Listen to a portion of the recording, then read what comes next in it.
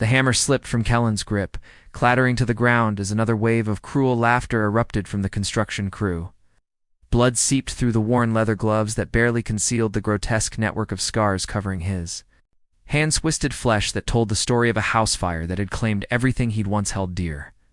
"Freak show's at it again," sneered Brixton, the site foreman, loud enough for the entire crew to hear.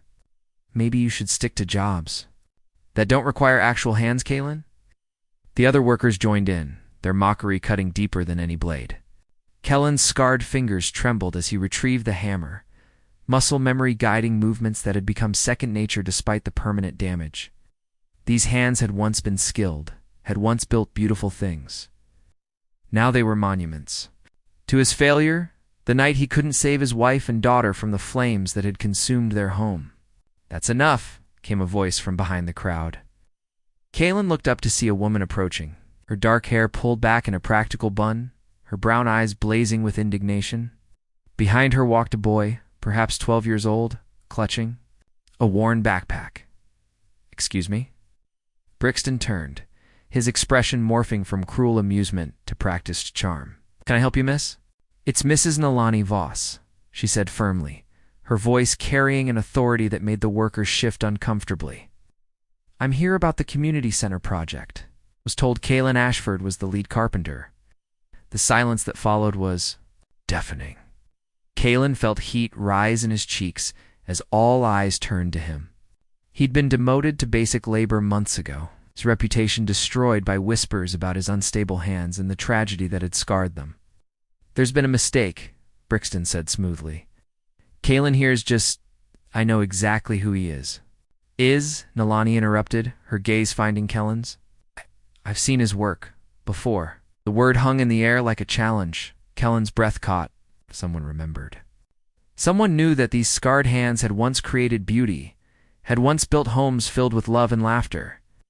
The boy beside Herdris, he heard her whisper, watched with curious eyes that held no judgment, only interest. "Mrs. Voss." Kalen managed, his voice rough from disuse in conversations that mattered. "I'm not sure what you've heard, but I've heard enough," she said, stepping closer. Up close, he could see the determined set of her jaw, the way her hands were calloused from her own labor. "I've also heard that you're the only one in this town who builds with heart, not just skill." The workers exchanged glances, confusion replacing their earlier cruelty. Brixton's face reddened. "Ow." "See here? We can't have you can't have what?" Nalani's voice cut through his protest like steel. "Can't have someone who understands what it means to lose everything. Someone who knows the true value of a home." Kalan felt something stir in his chest, feeling he'd buried beneath layers of shame and self-doubt.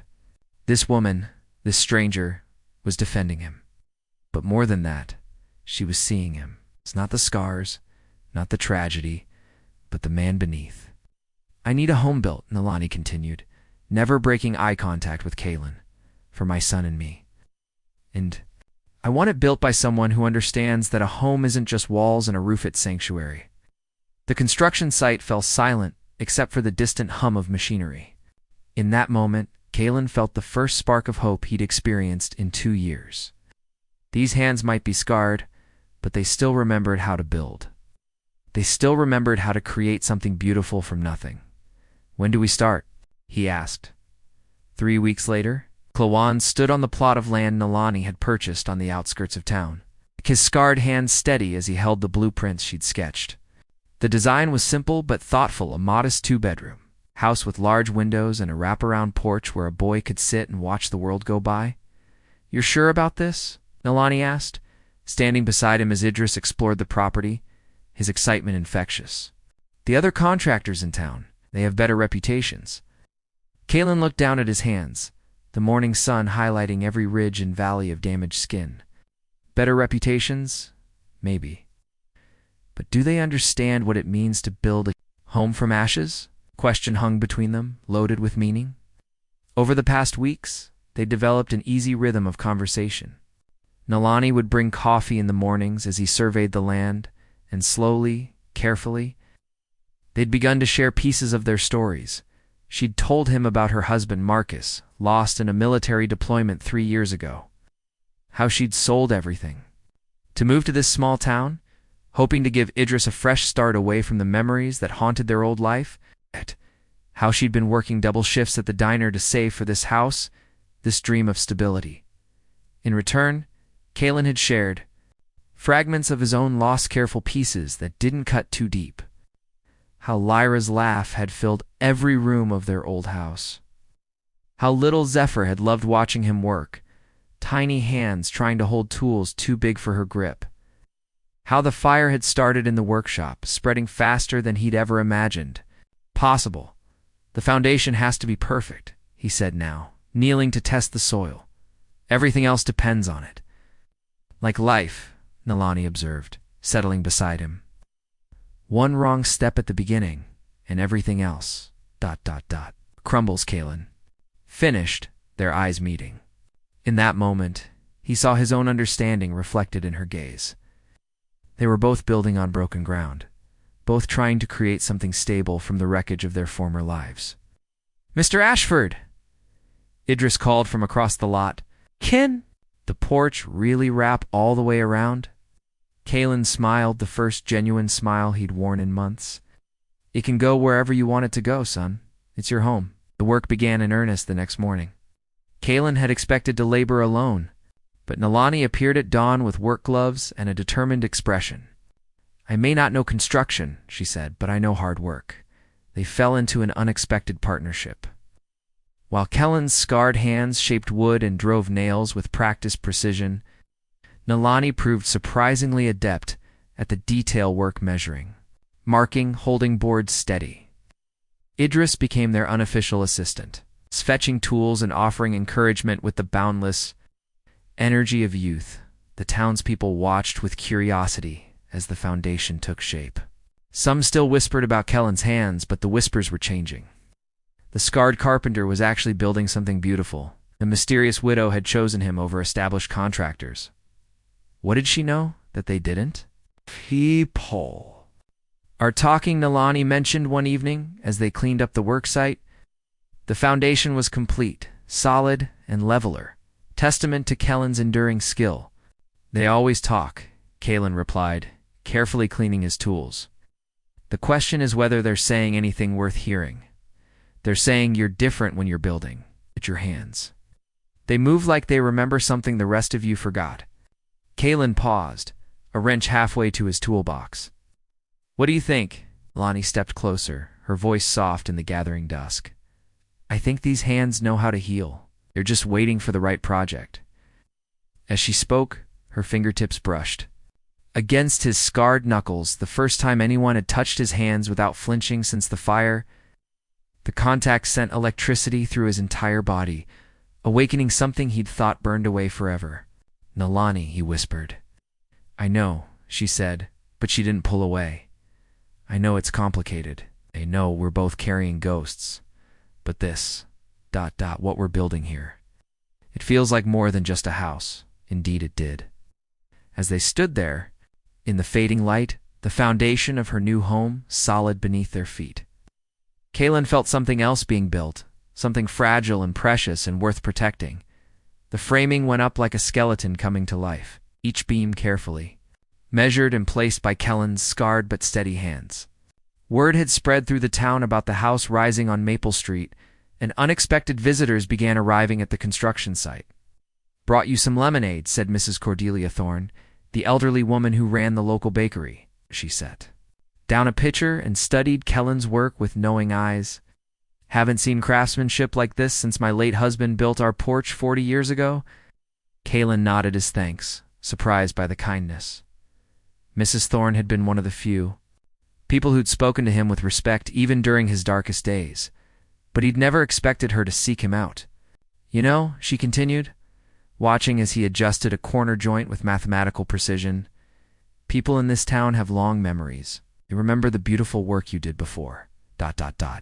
before the fire. They also remember how you tried to save your family." The words hit Kalen like a physical blow. He'd assumed everyone saw him as the man who'd failed, who'd let his workshop burn and spread flames to his home. But Mrs. Thorne's expression held no judgment, only understanding. "Some Tragedies break us, she said gently. Others forge.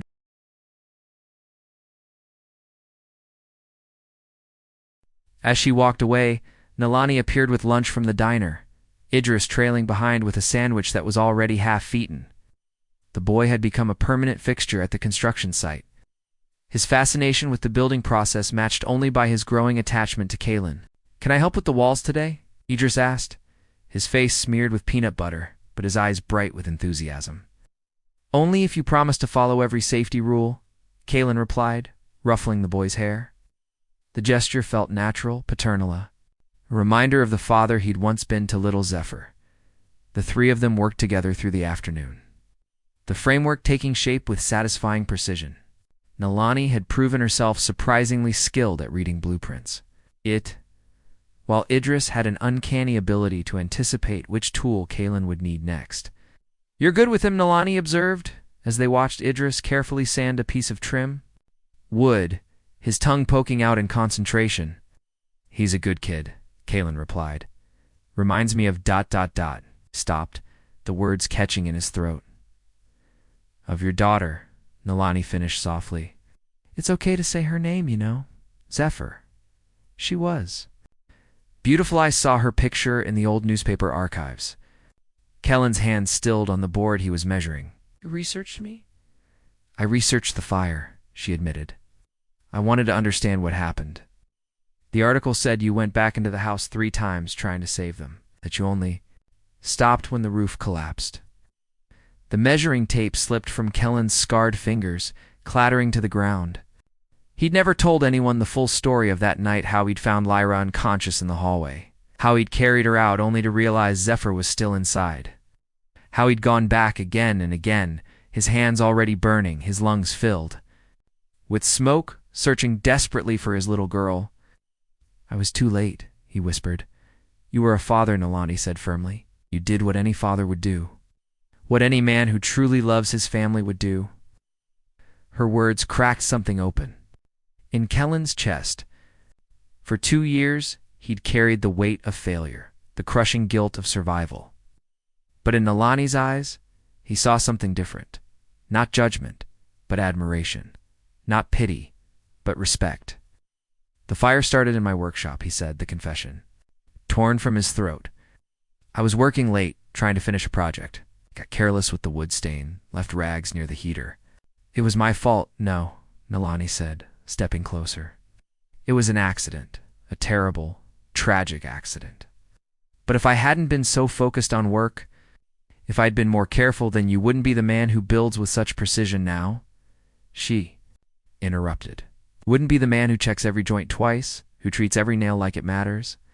You wouldn't be the man who's building my son the most beautiful home he's ever seen." As if summoned by her words, Idris looked up from his sanding, wood shavings in his hair, and a grin splitting his face. "Look, Mr. Ashford, I made it smooth as glass." The pride in the boy's voice, the trust in his eyes, the way he'd begun to look at Kaylin like ... like a father figure.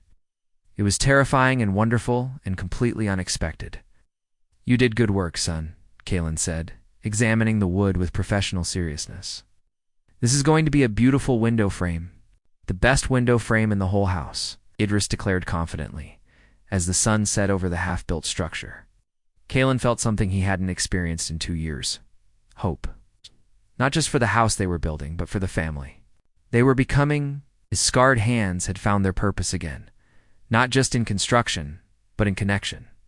The framework was complete, but something else was being built here, something that might be strong enough to support the weight of 2 broken hearts, learning to beat as one. The walls rose day by day, each board carefully selected and placed by Kellen's meticulous hands. What had started as a simple construction project had evolved into something the entire town was watching with growing fascination.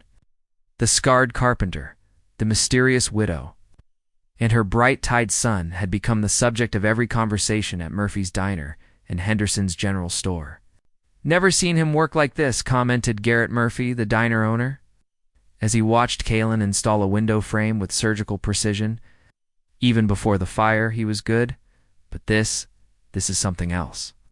Indeed, Kellen's work had taken on an almost obsessive quality. Every cut was perfect, every joint seamless. His scarred hands moved with renewed confidence, as if the building of this house was healing something deep within him. But it wasn't just the craftsmanship that had people talking. It was the way he interacted with Nalani and Idris, the way they'd begun to function as a unit. "Mom, can Mr. Ashford stay for dinner again?" Idris asked, as they wrapped up work on a particularly productive Friday afternoon. The boy had been asking the same question every day for 2 weeks, and Kaylin had been finding it increasingly difficult to say no. "If he wants to," Nalani replied, her eyes meeting Kellen's across the construction site. "We're having spaghetti." "I wouldn't want to impose," Kaylin said automatically, though his heart quickened at the invitation. These shared meals had become the highlight of his days, sitting around Nalani's small kitchen table in her rented house, listening to Idris chatter about school and friends, feeling like part of a family again. "You're not imposing," Nalani said firmly. You're part of this, part of us." The words hung in the air, loaded with meaning. Over the past month, the boundaries between contractor and client had blurred beyond recognition. Kaylin found himself thinking about Nalani's laugh at odd moments during the day, about the way she bit her lip when concentrating, about the gentle way she corrected Idris without crushing his enthusiasm. "There's something I need to tell you," he said suddenly, his voice rough. "About why I'm building this house the way I am." Nalani set down her hammer, giving him her full attention. Idris, sensing the gravity of the moment, moved closer to his mother. "Every room in this house," Kaylin continued, "I'm building it the way I wished I could have built for my own family. The reinforced foundation, the extra fire safety measures, the windows that open wide enough for emergency exit sign building. It's so that nothing can take it away from you." His voice cracked on the last words, and Nalani's hand found his scarred one, her fingers intertwining with his damaged ones without hesitation. "I know," she whispered. "I've been watching you. Every precaution, every extra beam, every safety feature. You're not just building us a house, Kaylin. You're building us a fortress." "I can't lose another family," he admitted, the words torn from his deepest fears. "I know I'm not. I know we're not. But I can't go through that again." "You won't," Nalani said with fierce certainty. "Because this house is going to stand for 100 years. Because you're building it with love, not just skill. And because—" She paused, looking at Idris, who nodded encouragingly. "Because we want you to be part of what we're building here too." The confession hung between them like a bridge, fragile but strong enough to cross. Kaylin felt his scarred hands tremble as he reached out to cup Nalani's face, his thumb brushing across her cheek. "I'm damaged goods," he said softly. "Hey." "Hands, my past are part of what makes you perfect for us," Nalani interrupted. "Idris and we're not looking for someone who's never been broken. We're looking for someone who knows how to build something beautiful from the pieces." As if to emphasize her point, Idris stepped forward and took Kellen's other hand, his young fingers tracing the scars without fear or revulsion. "These hands are strong," the boy said simply. "They're building me the best room ever." At night, as they sat around the dinner table, Kaylin felt the last of his walls crumble. The house on Maple Street wasn't just taking shape, it was revealing the shape of his future. A future where his scarred hands would hold more than just tools. Where his damaged heart would find room to love again. "Tomorrow we start the roof," he announced, cutting into his spaghetti. "The roof," Idris repeated with satisfaction. "Then we'll really be safe inside." "Safe," Nalani agreed, her eyes never leaving Kellen's face. "Finally, completely safe." Rain began to patter against the windows of their temporary home. Kaylin felt a peace he hadn't known in years. The walls were up, strong and true. All that remained was to shelter what they'd built together, not just the house, but the family that had grown around it.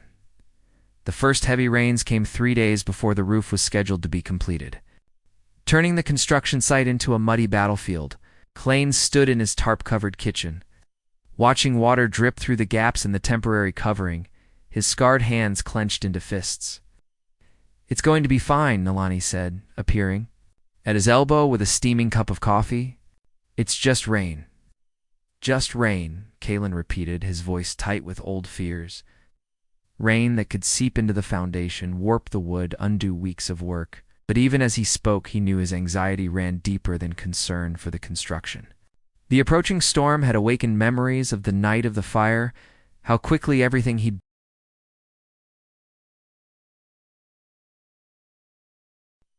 "Hey, Nalani," said softly, her hand finding his shoulder. "This isn't that night. This is just weather, and you've built this house to withstand weather." Idris burst through the front door, his rain jacket dripping, and his face flushed with excitement. "Mr. Ashford, the tarps are holding. Water's running right off like you said it would." The boy's enthusiasm was infectious, and despite his anxiety, Kalen felt a smile tug at the corners of his mouth. "Good. That means we calculated the pitch correctly." "Can we still work on the roof tomorrow?" Idris asked, bouncing on his toes. "I want to help nail down the shingles." "If the rain stops," Kalen promised, ruffling the boy's damp hair. "But first, we need to make sure everything is properly sealed." That evening, as they sat around the dinner table in Nalani's rental house, the conversation turned to the future. The house was nearly complete. Just the roof, final electrical work, and interior finishing remained. Soon, Nalani and Idris would move in, and Kalen would return to his lonely apartment above the hardware store.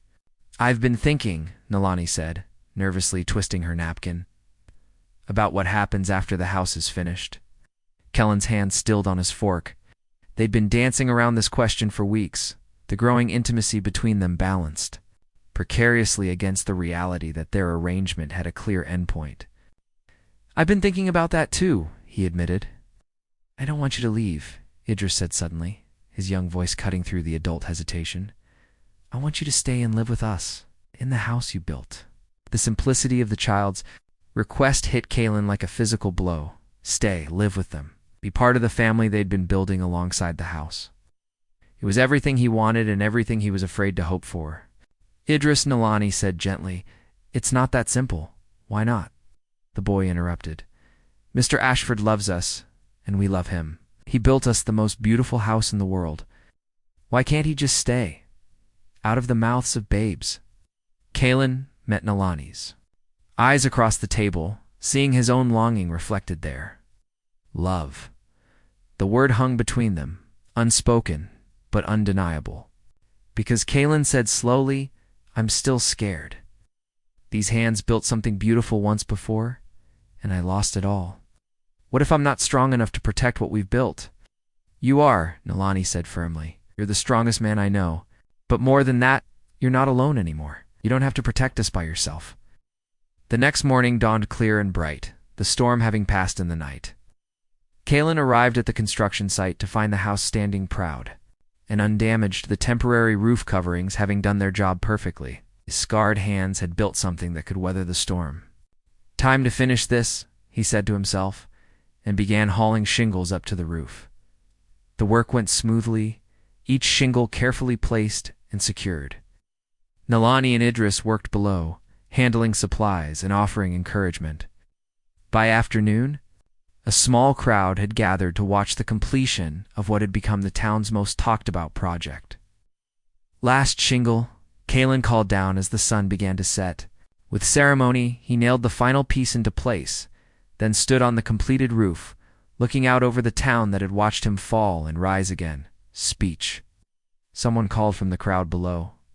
Kalen looked down at the faces turned up. Toward him neighbors, who had once whispered about his scars, now watching with admiration and respect. But his eyes found Nalani and Idris, standing front and center, their faces glowing with pride. "This house," he said, his voice carrying, in the evening air, was built by broken hands. But it was built with whole hearts. It was built to shelter love, to protect dreams, to stand against whatever storms may come. He climbed down from the roof, his feet touching solid ground as applause erupted from the crowd. But he only had eyes for Nalani and Idris, who rushed forward to envelop him in a fierce embrace. "It's beautiful," Nalani whispered against his ear. "It's perfect." "It's not finished yet," Kalen said, pulling back to look at both of them. "There's still one more thing to build." "What's that?" Idris asked. Kalen knelt down to the boy's level, his scarred hands steady and sure. "A family to fill it. The interior work began with a different energy, not the urgent pace of structural construction, but the careful attention of artisans creating something meant to last generations. Kalen found himself crafting each detail with obsessive precision, his scarred hands shaping custom moldings and built-in furniture that would make this house uniquely theirs. "You don't have to make everything perfect," Nalani said, watching him sand a windowsill for the third time. "We're not going to judge you if there's a rough edge." "I know," Kalen replied, not looking up from his work, "but I want to. I want every surface in this house to be something you can touch without fear, something that won't hurt you." The deeper meaning wasn't lost on either of them. Kalen was building a house where sharp edges had been sanded smooth, where every potential danger had been anticipated and addressed. A house where a family could live without fear. Mr. Ashford Idris called from his almost finished bedroom. "Can you help me figure out where to put my desk?" Kalen set down his sandpaper and followed the boy's voice. Idris's room was coming together, beautifully built-in shelves for his books, a window seat overlooking the garden, and a desk positioned to catch the morning light. "What do you think?" Idris asked, standing in the center of the room with his arms spread wide. "This is going to be the best room ever, isn't it?" "It already is," Kalen said, and meant it. Watching Idris's joy as his personal space took shape had been one of the unexpected pleasures of this project. The boy had opinions about everything: the height of the bookshelves, the color of the paint, the way the window seat should be cushioned. "I want to show you something," Idris said, suddenly serious. He walked to the window and pointed outside. "See that tree? The big oak?" Kalen nodded, following the boy's gaze to the massive tree that dominated the backyard. "Mom said my dad used to love oak trees. She said he always talked about wanting to build a treehouse in one someday." Idris turned back to Kalen, his eyes bright with possibility. "Do you think ... could we maybe build one?" "After the house is finished?" The request hit Kalen squarely in the chest. A treehouse, the kind of project a father would build with his son, the kind of memory that would last a lifetime. He looked at this brave, hopeful boy who had somehow decided that Kalen was the man for the job. "I think that's a perfect idea," he said, his voice rough with emotion. "How your dad would love knowing you had a treehouse in his favorite kind of tree." "Will you help me design it?" Idris asked. "I want it to be really special." "It will be," Kalen promised. "We'll make sure it's exactly what you want." That evening, as they worked on the kitchen cabinets, Nalani mentioned the treehouse conversation. "He's never asked about building anything with his dad before," she said quietly. "I think he's starting to see you as ... As what?" Kalen asked, though he suspected he knew the answer. "As the father he never got to have, and the father he's choosing now." The words hung in the air between them, heavy with implication. Alone set down his tools and turned to face her fully. "Nalani," he said, "I need to ask you something, and I need you to be completely honest." She nodded, her expression serious. "Do you want this? Really want it? Not just because I'm building your house, not just because Idris likes me, but because you want me in your life permanently." For a long moment, she didn't speak. Then she reached out and took his scarred hands in hers, her thumbs tracing the familiar patterns of damaged skin. "I want this," she said simply. "I want you. These hands, this heart, this man who builds with such care because he knows how precious what we're building really is." "I come with ghosts," Kalen warned. "There will be nights when I wake up thinking about the fire, days when I'm too careful, too afraid." "I come with ghosts, too," Nalani replied. "There will be times when I miss Marcus so much it hurts, when I wonder if I'm betraying his memory by loving again. And I think our ghosts understand that love isn't a finite resource, that building something new doesn't diminish what we had before." Kalen pulled her closer, his scarred hands framing her face. "I love you," he said, the words feeling both foreign and familiar on his tongue. "I love you and Idris, and I want to spend the rest of my life building things with you." "Things like tree houses?" she asked with a smile. "Things like tree houses," he confirmed. "You want things..."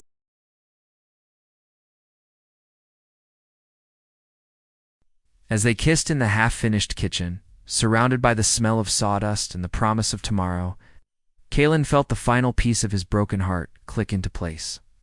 His scarred hands had found their purpose again, not just in construction, but in connection, not just in building structures, but in building a future.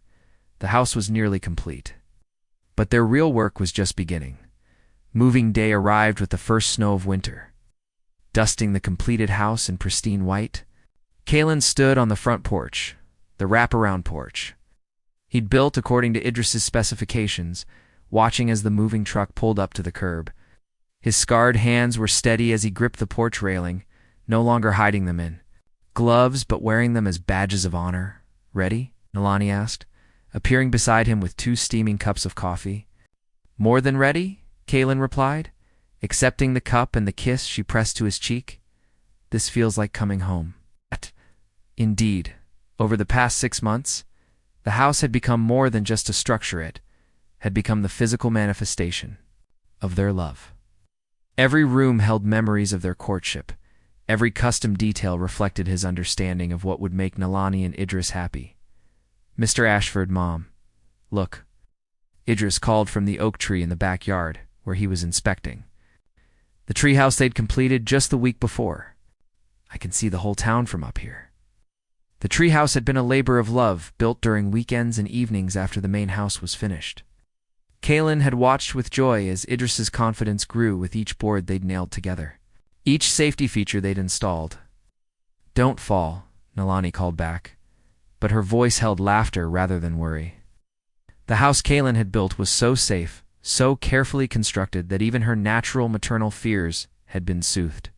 "I won't," Idris replied with the casual confidence of a boy who trusted completely in the man who'd built his world. Mr. Ashford made it super strong. As they directed the movers, neighbors began arriving with casseroles and congratulations. Mrs. Thorne from the bakery, Garrett Murphy from the diner. Even some of the construction workers who had once mocked Kellen's scars now came to admire his handiwork. "Never seen craftsmanship like this," said Brixton, the former foreman who'd eaten considerable crow over the past months. "Every joint perfect, every angle precise. This house will stand for 200 years. "That's the idea," Kalen replied, mildly, accepting the grudging respect with quiet dignity. But it was the conversation with Mrs. Thorne that meant the most to him. "You know," she said, studying the intricate woodwork in the living room, "I knew your hands would heal. I just didn't know they'd heal all of us too." "What do you mean?" Kalen asked. "This town needed to remember what it means to build something beautiful," she replied. "We'd gotten so focused on what was broken that we forgot how to fix things," he reminded us. That evening, as the last box was unpacked and the house officially became their home, Kalen found himself in the kitchen with Nalani and Idris, sharing their first meal in the space he'd created for them. "I have something to ask you both," he said, setting down his fork with deliberate care. "Something important." Nalani's eyes widened as he reached into his pocket and withdrew a small velvet box. But instead of opening it immediately, he turned to Idris. "Son," he said, using the word that had become natural over the past months, "I love your mother very much, and I love you too. I want to marry her and be your stepfather officially, but only if you're okay with that." Idris's face split in two, a grin that could have powered the entire house. "Are you kidding?" "Yes. I've been waiting for you to ask." "You have?" Nalani laughed, wiping tears from her eyes. "Mom, everyone in town knows Mr. Ashford is going to marry you. Mrs. Thorne even started a betting pool about when he'd finally ask." Kalen chuckled, then opened the box to reveal a simple but elegant ring. "It's not much," he said, "but it's made from reclaimed wood from the old oak tree in the backyard. I carved it myself." "It's perfect," Nalani whispered as he slipped it onto her finger, "just like everything else you've built for us." "So?" Idris asked impatiently. "What did she say?" "She said yes," Kalen replied, pulling both of them into a fierce embrace. She said yes. As they held each other in the kitchen of the house built by scarred hands and whole hearts, snow continued to fall outside the windows. But inside, surrounded by walls that would never burn and love that would never fade, they were warm and safe and home. 6 months later, on a perfect spring morning, Kalen stood in the backyard of their house, adjusting his tie with hands that no longer shook. The scars were still there, they always would, but they'd become part of his story rather than the end of it. "You ready for this?" asked Garrett Murphy, who'd volunteered to be his best man. "I've been ready for this since the day I first saw her defend me," Kalen replied, watching as guests filled the chairs he'd built himself, arranged in neat rows on the grass beneath the oak tree. The ceremony was simple but perfect. Nalani walked down the aisle in a dress the color of spring flowers, her hand resting on Idris's arm as he proudly gave her away. When she reached Kalen, her eyes were bright with tears of joy. "You built us a beautiful life," she whispered as they exchanged vows beneath the treehouse where their son played every day. "We built it together," Kalen corrected, slipping the matching wooden ring onto her finger. "We're going to keep building it, one day at a time." As they kissed to seal their marriage, the crowd erupted in cheers. But Kalen only heard the sound of Idris whooping from the treehouse above, where he'd insisted on having the best view of his parents' wedding. "I love you, Dad," Boy called down, using the title that had gradually replaced Mr. Ashford over the winter months. "I love you too, son," Kalen called back, his voice carrying across the yard full of friends and neighbors who had watched their unconventional family come together. That night, as they cleaned up after the reception, Kalen found himself standing on the front porch with his new wife, looking out at the town that had once whispered about his scars, but now spoke of his skill with admiration. "Any regrets?" Nalani asked, settling into his arms. "Just one," Kalen replied, his scarred hands gentle on her back. "What's that?" "That it took me so long to realize that broken things can be made beautiful again. That scars don't have to define us, they can refine us. And now I know that the best foundations are built on solid ground, but the strongest homes are built on love." And this, he gestured to the house behind them, to the treehouse visible through the window, to the ring on her finger. "This is going to last forever." As if summoned by their conversation, Idris appeared in the doorway, his hair messy from sleep but his eyes bright with contentment. "Can't sleep," he said, joining them on the porch, too excited about everything. "Come here," Kalan said, opening his arms to include his son in their embrace. "Let's look at the stars." They stood together on the porch of the house that had brought them together. Three people who had found each other in the midst of loss and built something beautiful from the pieces. The scars on Kellen's hands caught the moonlight, no longer symbols of failure, but proof of survival, of the capacity to create beauty from ashes. "Dad?" Idris said sleepily. "Yes, son. Thank you for building us the best house in the world." "Thank you for letting me be part of the family that fills it," Kalen replied, his voice thick with emotion. Above them, the stars shone down on a house, built by scarred hands, but filled with perfect love, testament to the truth that sometimes the most broken people create the most beautiful things, and that every ending can become a beginning. If you're brave enough to build again, the house on Maple Street would stand for generations.